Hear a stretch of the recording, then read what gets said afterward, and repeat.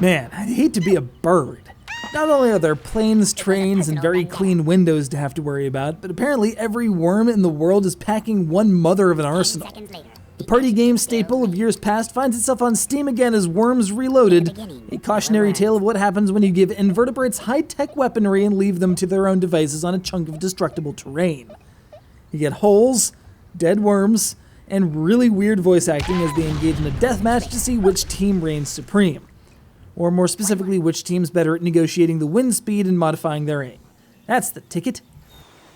Nobody thought he would pull the trigger. So your team of worms, who, despite being worms, can still talk and act badly and get on your nerves, especially if you have them set to the movie announcer vocals, are engaged in mortal combat with a rival team of similar worms.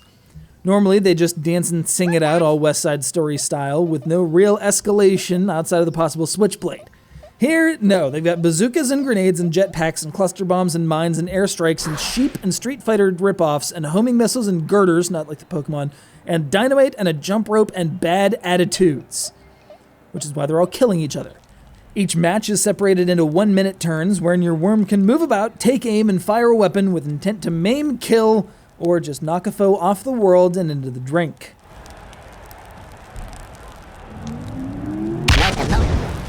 It's thoroughly goofy, but it's an endearing kind of goofy, tied to a genuinely entertaining physics simulation / bloodless bloodbath.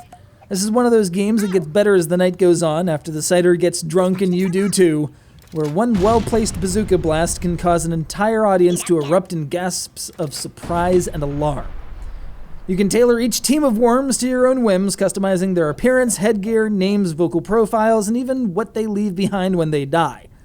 And if you're really enterprising, you can build your own vocal profiles from audio on your own computer. That's right, with a couple lonely nights and some basic editing software, you could have a squad of worms sounding like your favorite Monty Python members and dropping famous catchphrases like, "A Scotsman on a horse," or "Have you confused your cat recently?" or the ever-popular, "Splunge!" Oof, it was the final nail in the coffin. Alright, so that might take a bit of effort that I'm not about to give at the present moment because there's Pokemon to be played this weekend. But the important part is that it's a decent Worms game, easy to operate and satisfying to master if you're willing to stomach the madness.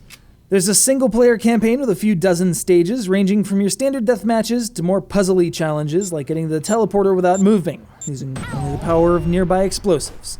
Further campaigns, as well as new helmets and voice packs and whatnot, can be purchased from an in-game store for the credits you earn progressing through the main story.